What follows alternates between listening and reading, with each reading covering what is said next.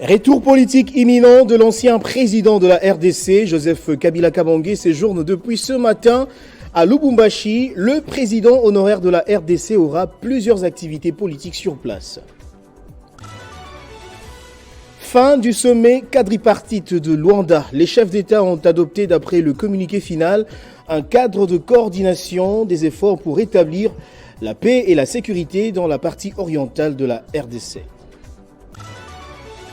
Et puis le Québec n'enverra ni athlète ni artiste au 9e jeu de la francophonie prévu à Kinshasa fin juillet. Raison évoquée, situation sécuritaire non rassurante.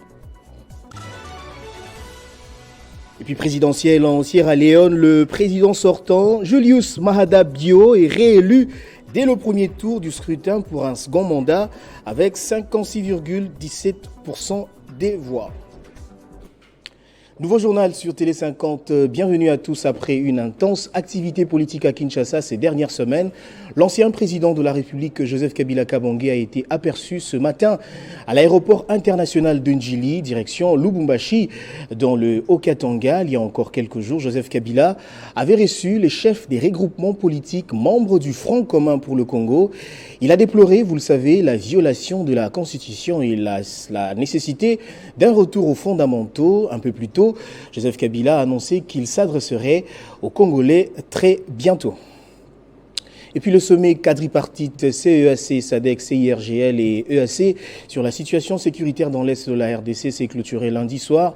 Dans la capitale angolaise, Félix-Antoine Tshisekedi a pris part à cette réunion qui a également connu la présence d'autres chefs d'État de la région. Comme annoncé précédemment, le sommet a adopté, d'après le communiqué final, un cadre de coordination des efforts pour rétablir la paix et la sécurité dans la partie orientale de la RDC.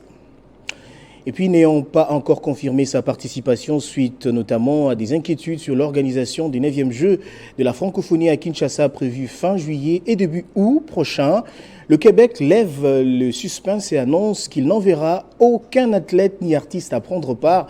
Les raisons qui ont primé pour motiver cette décision sont les questions de sécurité et de santé. Le directeur des 9e Jeux de la francophonie tient à l'heure actuelle une conférence de presse pour apporter des précisions. Et puis le chef des confessions religieuses était à l'inspection générale des finances pour participer à une journée d'échange citoyen sur la lutte contre la corruption. Une occasion pour l'inspecteur général et chef de service, Jules Alinguete, de les sensibiliser notamment sur la nécessité d'une collaboration dans la lutte contre les antivaleurs qui minent la gestion des institutions du pays. Cette activité a eu lieu dans l'amphithéâtre Félix-Antoine Tshisekedi autour du thème « Travaillons ensemble pour l'intégrité et la lutte contre les antivaleurs dans la gestion publique ». Dans ce mot de circonstance, l'inspecteur général des finances, chef des services, Jules Alinguete, a remercié les hommes et les femmes de Dieu qui ont répondu à cette activité malgré leurs multiples occupations. Pour Jules Alinguete Kay, les hommes et femmes de Dieu ont un grand rôle dans la conscientisation des Congolais pour la bonne gestion de la chose publique. Pour nous, c'est l'étape la plus importante que l'État associe dans la lutte contre la corruption une autre partie importante de la société pour faire avancer. C'est l'étape la plus importante que nous venons aujourd'hui d'atteindre. Nous avions compris que le problème est aussi éminemment spirituel. De son côté, l'inspecteur général des finances, chef des services adjoint Victor Batubenga, est revenu sur les missions de l'IGF, son fonctionnement, en retraçant quelques faiblesses constatées dans la gestion des fidèles de l'Église qui assument des responsabilités dans le pays. C'est non seulement louable, mais c'est extraordinaire. C'est quelque chose qui devait avoir lieu. Et nous saluons à sa juste valeur. Il a fini par approcher l'Église. Je trouve que c'est la meilleure idée. Et je crois que l'éducation commence par la base. Et je pense que les hommes de Dieu, des véritables vecteurs de l'information. Conformément à la vision du chef de l'État, l'inspection générale des finances abat un grand travail, contribuant ainsi à la lutte contre les antivaleurs. La communauté musulmane célèbre ce mercredi 28 juin 2023 la fête de la Tabaski, littéralement appelée fête du mouton. Cet événement est commémoré par les musulmans sous la forme d'un sacrifice animal pour rappeler notamment la soumission d'Abraham à Dieu lorsque Dieu lui a demandé de sacrifier son fils Ismaël. En 2023, cet événement se déroule du mercredi 28 juin au samedi 1er juillet. Les fidèles, habillés de leurs plus beaux vêtements, et se rassemblent dans leur milieu de prière respectif.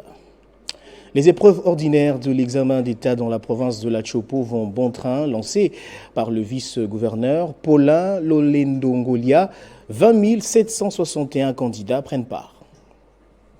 Dans sa communication devant les élèves de toutes les sections confondues, l'inspecteur principal provincial déclare que la province de la Chopo aligne pour cette 56e édition de la session ordinaire de l'examen d'État 2023 20 761 candidats, dont 11 935 garçons et 8 826 filles. Pour le vice-gouverneur qui a donné le coup d'envoi, l'organisation de ces épreuves démontre la ferme volonté du président de la République, dont le leadership est d'améliorer le système éducatif congolais et de poursuivre que le gouvernement provincial fait de l'enseignement primaire, secondaire et professionnel le pivot, mieux le socle, devant bâtir la province. Au nom de l'exécutif provincial, il encourage les candidats et les exhorte à faire de meilleurs résultats au bénéfice de la province. Son Excellence Madame la gouverneure de la province, Maître Madeleine Nkumba Sabangou, me charge de vous encourager, vous sensibiliser, chers élèves finalistes, candidats aux épreuves de l'Exéta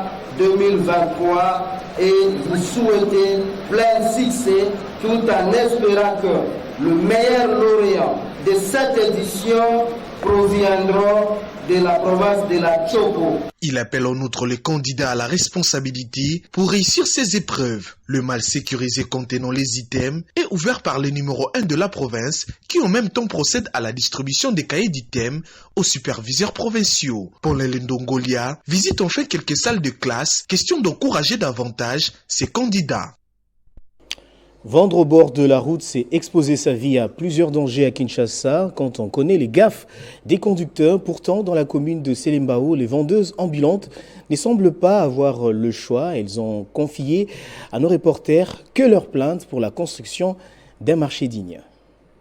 Ici, vendre équivaut nettement à mettre sa vie en danger. Les vendeuses du marché Selembao se jettent au quotidien à quelques mètres du trottoir avenue de la Libération ex-24 novembre pour écouler leurs marchandises. Pour cause, il n'y a plus de place pour elles à l'intérieur du marché. À défaut d'être trouvées par les clients dans les étalages, elles vont à leur recherche sur la grande route. Elles vendent des épices, légumes, fruits et autres dans des conditions hygiéniques à peine supportables.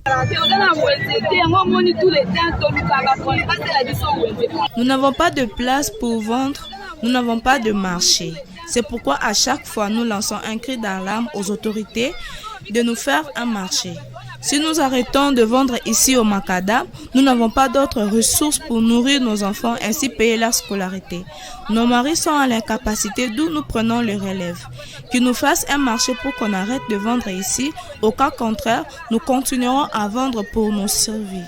Ces femmes sont pour la plupart l'unique source de revenus pour leurs différents foyers. Malgré les critiques, brimades et interpellations, elles disent ne pas avoir autre choix que celui-ci. Elles en appellent quand même à l'implication du gouvernement pour un plus grand espace au marché et à une meilleure régulation de leurs activités. Nous demandons aux autorités de faire un marché confortable pour nos mamans. Le voir vendre dans de telles conditions nous brise le cœur. Elles sont exposées à toutes sortes de dangers tels que les accidents. C'est pourquoi nous demandons vraiment un marché pour bien vendre loin des dangers. Pour l'heure, cette situation a trop duré et est devenue presque normale pour ces femmes. Elles attendent désespérément un geste de la part des autorités compétentes. Problématique des embouteillages à Kinshasa, l'avenue du Poids Lourd, l'une des routes qui donne accès à la commune de la Gombe, ne fait pas du tout l'exception. Une situation qui cause beaucoup du tort à la population de cette partie du pays. On voit cela dans cet élément. Les problèmes d'embouteillage n'est pas encore près de dire son dernier mot à Kinshasa, constat fait sur la route de poids lourds où chaque matin de nombreuses personnes se retrouvent bloquées dans des longues files d'attente, causant ainsi bien des manques à gagner. Avec les embouteillages, nous perdons beaucoup de temps en route. Le temps pour le travail, le carburant, nous passons beaucoup de temps. Vraiment, que le gouvernement puisse trouver une solution. Face à cette difficulté, chacun essaye de donner une explication. Il y a d'abord une compréhension à la chauffeur. Selon la PCR, nombreuses sont les raisons dont les fonctionnements à sens unique de la ville de Kinshasa. Chaque matin, les Kinois des communes de l'est de la ville, c'est-à-dire Ntsele, Maluku, Kinkole, Kimbanteke, Djili, Massina, s'il ne faut citer que cela, sont obligés de se déplacer dans le même sens vers l'ouest afin d'avoir accès aux services comme l'administration, les banques, les marchés, les universités. Route ya poids lourd ezaka moko oyo bato nyonso baza koemprunter pour bakende na ville na misala na bango. La route de poids lourd est empruntée par tous pour accéder en ville. Le matin par exemple, à midi et même le soir pour retourner à la maison après le travail. C'est l'une des raisons des embouteillages, mais ce n'est pas à tout moment. C'est seulement à des heures de pointe, quand les gens partent au travail ou ils rentrent, quand les élèves vont ou rentrent de l'école. Ah, on a poids lourd, c'est un problème très sérieux quand on tenait à Sur la route de poids lourds, nous avons plusieurs types de véhicules. Il y a le personnel, les motos, les chariots en provenance de nombreux ports. Centaines de camions poids lourds qui occasionnent l'embouteillage. Il y a aussi des piétons qui viennent pour travailler dans des marchés portiers et les environs. De son importance, la route de poids lourds supporte une très forte circulation. Elle reçoit des divers types de véhicules, ce qui est parfois souvent à la base de ces embouteillages. Notons que cette route permet, avec le boulevard Lumumba, l'accès à l'importante commune de la Gombe aux habitants de l'est de la ville de Kinshasa. La ville de Kinshasa fait face à des multiples embouteillages sur plusieurs sites. Pour y remédier, notre rédaction s'est dirigée sur la route Bypass en allant de Super Lemba en passant par la première porte de la Fikine. Le constat est que les efforts sont fournis par le gouvernement de la République pour réhabiliter ce tronçon afin de réduire les embouteillages. Réputée pour ses embouteillages monstres, la chaussée Bypass à Lemba devrait bientôt souffler. Les projets modernes de construction est à sa phase terminale. Il a doté les avenues des quartiers foires et Super à Lemba des routes neuves. Les chefs des chantiers Théo Mabiala expliquent l'objectif. C'est pour un peu désengorger deux routes. Nous avons Bypass et l'avenue Sefou. Souvent, si vous remarquez, si vous voulez aller vers Super, à partir de la deuxième porte et jusqu'à Super, il y a toujours des embouteillages. Et même la route de sous-région pour Bypass, il y a toujours des embouteillages. Avec cette route, ça va désengorger les deux routes, Bypass et Sefou. Les chantiers répartis en 4 boucles et dans une phase très avancée. Les tronçons Lemba 1 et Lemba 2 sont déjà prêts avec un résultat plutôt satisfaisant. Les engins sont à fond actuellement sur Lemba 3. Partant de l'avenue Sefou à passant par la paroisse Notre-Dame d'Afrique, s'acheminant vers l'écologue, puis avenue Botango jusqu'à l'école Saint-Théophile, en diagonale de la maison communale de Lemba, ces travaux de réhabilitation totale se poursuivent à la grande satisfaction de la population. Je suis vraiment satisfait de ce qui est en train de se passer et je dirais vraiment coup de chapeau au chef de l'État, coup de chapeau à notre gouvernement. Parmi les problèmes rencontrés lors de l'exécution des travaux, une mauvaise installation de la tuyauterie de la régie des eaux, des câbles de la SNEL et même ceux de la fibre optique. Un mot de culture dans ce journal en prélude de la grande finale de Miss Indépendance 2023.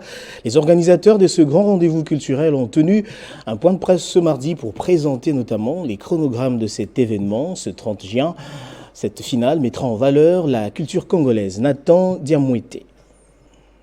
Face à la presse, le groupe d'initiateurs, coordonné par Véronique Kachala, accompagné des sponsors tels que Africa Medical, Jumakassi ou encore le ministère du Tourisme. Ensemble, ils ont présenté les chronogrammes de cet événement avant de se soumettre au jeu des questions-réponses avec les journalistes pour se projeter dans l'univers Miss Indépendance 2023. Le Congo n'était pas que l'image des guerres dont on parle chaque jour, n'était pas qu'un pays de violence ou de viol, mais également un pays de valeurs, un pays touristique, un pays où vous avez une diversité capable d'être également admirée, mais faire du Congo un pays d'accueil. Au total, 26 candidates âgées entre 18 et 25 ans, venues de toutes les provinces du pays, sont derrière ces grands prix. Il s'agit de 5 000 $ et une voiture. La coordonnatrice de l'événement, Véronique Kachala, évoque les avantages de la deuxième saison de ces concours. On réfléchit avec le partenaire, pourquoi donner du cash? Ce n'est pas apprendre quelqu'un à devenir autonome en lui donnant 10 000 $ ou 20 000 $. Mais la voiture peut t'aider à les vendre. Makassi, n'est-ce pas? Vous mettez Makassi sur le coffre, vous allez déposer au supermarché, vous commencez par Royal Event, vous dites écoutez, je viens vous déposer 20 cartons de Makassi. Et le vendredi, je viens prendre l'argent. C'est dépôt-vente qu'on appelle ça. Donc, quand déjà tu as déjà une voiture et tu as déjà 5 000 $ pour vendre, donc je pense que vraiment la fille est devenue autonome. Depuis quelques semaines, les candidates ont évolué dans différents ateliers de formation sur différents domaines de la vie. Ce 30 juin, elles seront enfin présentées au grand public et une d'entre elles devra mériter la couronne. En dehors de nos frontières présidentielles en Sierra Leone, Julius Maada Bio, président sortant de ce pays, est réélu dès le premier tour du scrutin pour un second mandat avec 56,17% face à son adversaire Samara Kamara qui vient en deuxième position. Il rejette d'ailleurs ses résultats.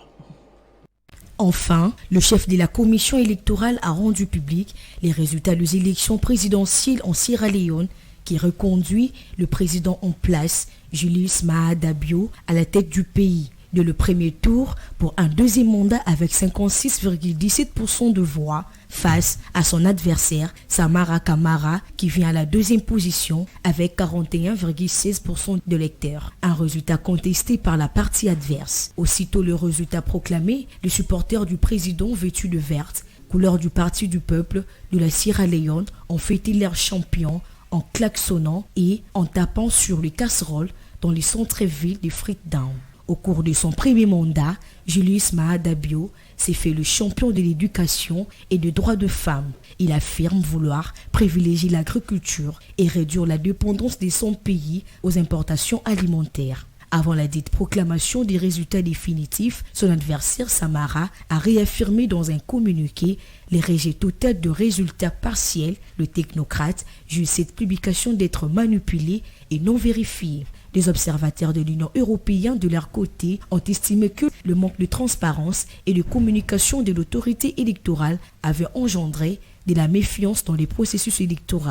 En 2018, Julius Maada avait remporté les élections au second tour avec 51,8% de voix. Le scrutin tenu le samedi passé s'est déroulé dans le calme dans son ensemble, bien que les observateurs ont rapporté des incidents violents pendant le vote et lors de la clôture du dépouillement.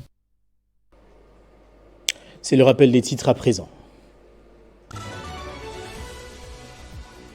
Retour politique imminent de l'ancien président de la RDC, Joseph Kabila Kabange, séjourne depuis ce matin à Lubumbashi.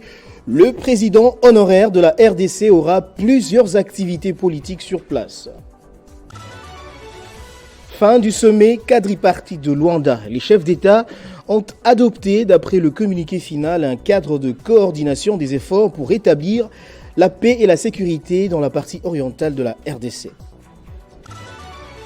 Et puis le Québec n'enverra ni athlète ni artiste au 9e jeu de la francophonie prévu à Kinshasa fin juillet. Raison évoquée, situation sécuritaire non rassurante.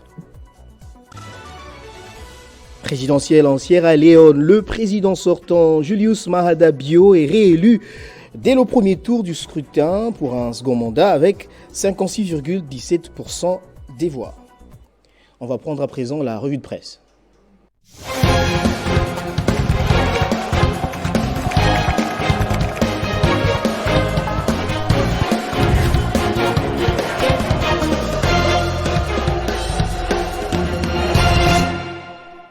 Place à la revue de presse à présent et c'est avec Benjamin Moudiata que j'invite sur ce plateau et à qui je dis bonjour et bienvenue.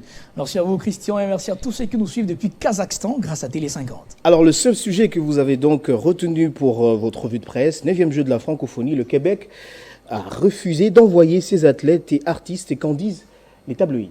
Justement, Christian, ça fait couler encre et salive. On parle d'après toutes les énergies que l'État congolais a engagées pour le préparatif de 9e jeu de la francophonie, préparatifs d'ailleurs qui n'ont pas encore pris fin, et malgré l'affirmation du gouvernement congolais de la prise en compte de l'aspect sécuritaire et sanitaire pour le 9e jeu de la francophonie, annonce le média en ligne radiocapi.net, le gouvernement du Québec a pris la décision de ne pas envoyer d'athlètes ni d'artistes cette année au 9e jeu de la francophonie qui se tiendront en République démocratique du Congo pour des raisons notamment de sécurité, indique le site web de Radio-Canada. Poursuit ce média, seule une délégation de diplomates prendra part à l'événement qui se déroulera à Kinshasa du 28 juillet au 6 août de l'année en cours. De son côté, actualité.cd titre 9e jeu de la francophonie pour notamment des raisons de sécurité. Le Québec confirme qu'il ne participera pas. Pour renchérir Christian,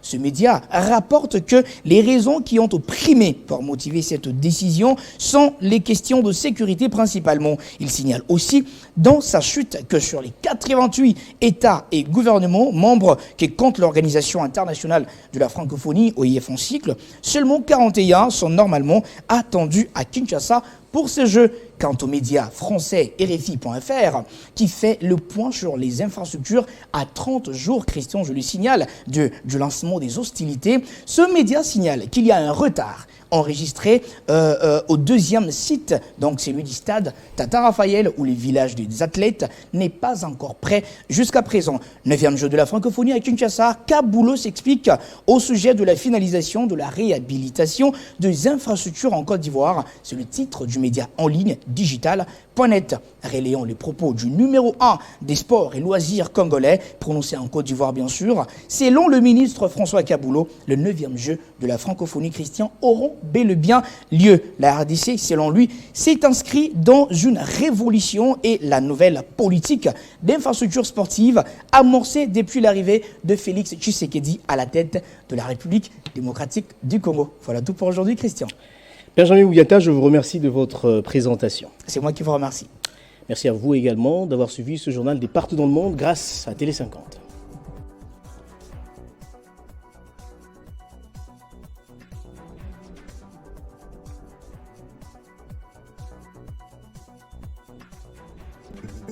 Retrouvez toute l'actualité en continu sur www.tele50.cd.